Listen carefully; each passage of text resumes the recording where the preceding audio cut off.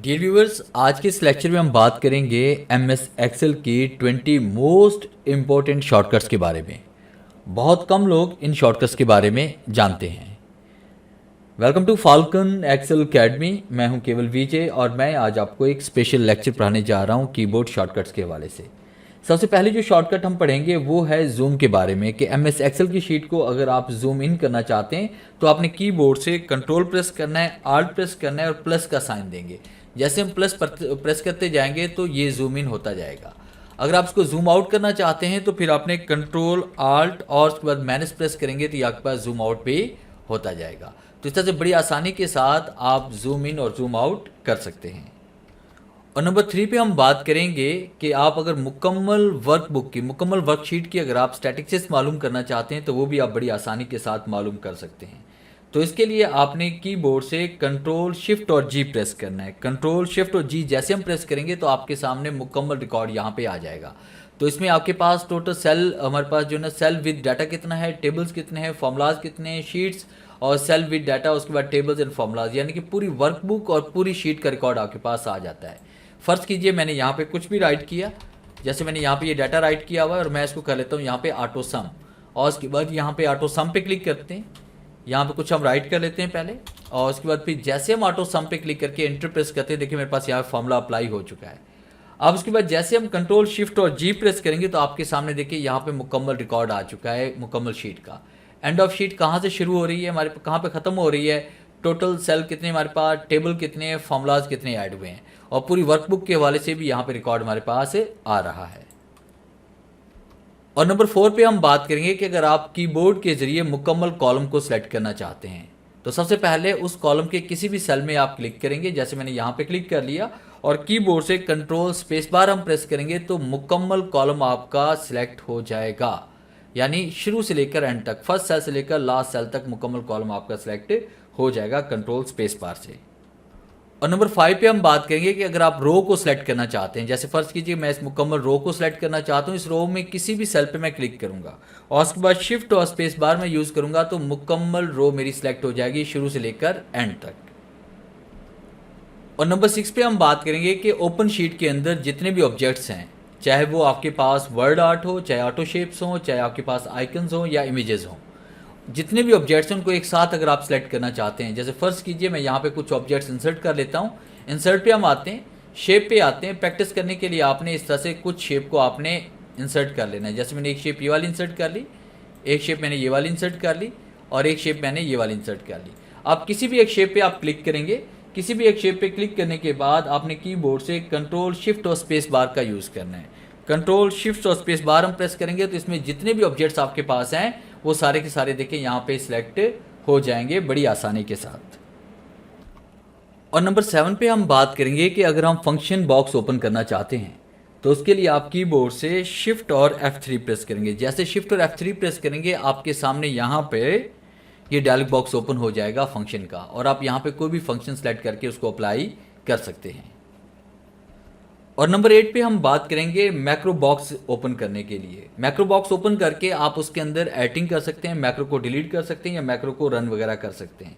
तो इसके लिए आपने कीबोर्ड से Alt F8 प्रेस करना है। जैसे हम Alt और F8 प्रेस करेंगे आपके सामने जितने भी मैक्रोज जो आपने बनाए होंगे वो यहाँ पे ओपन हो जाएंगे। उनको आप एडिट भी कर सकते हैं, उनको आप रन भी कर सकते हैं, उनको आप डिलीट भी कर सकते हैं।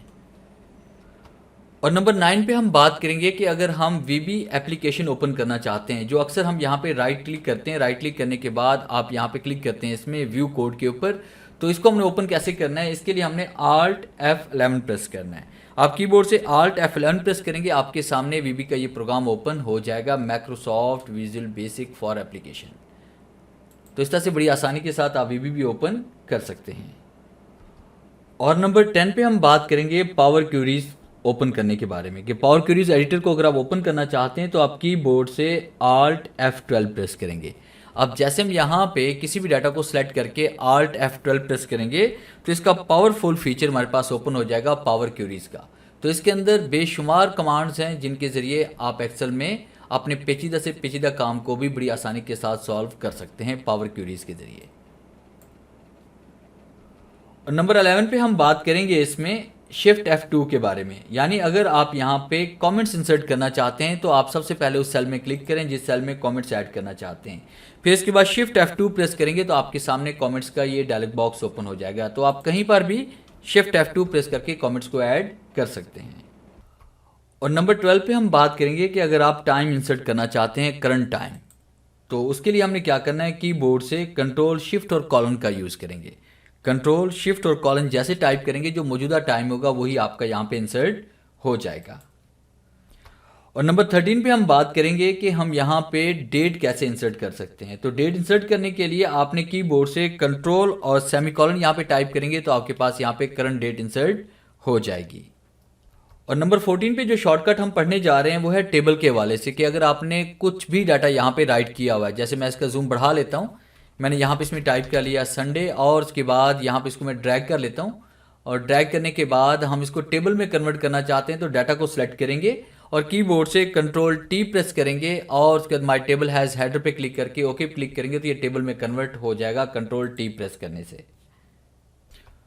और नंबर 15 पे हम बात करेंगे आल्ट और एंटर के बारे में। जैसे फर्ज कीजिए कि आपने यहाँ पे एक वर्ड टाइप किया ऑफिस, और आप इसके नीचे ऑफिस मैनेजमेंट अगर आप लिखना चाहते हैं, मैनेजमेंट आप चाहते हैं कि इसके नीचे लिखा जाए। मैं एक साइड पे से कर लेता हूँ, ऑफिस मैंने टाइप किया और उसके बाद मैं चाहता हूँ कि इसके नीचे ऑफिस मैनेजमेंट इसके नीचे आ जाए।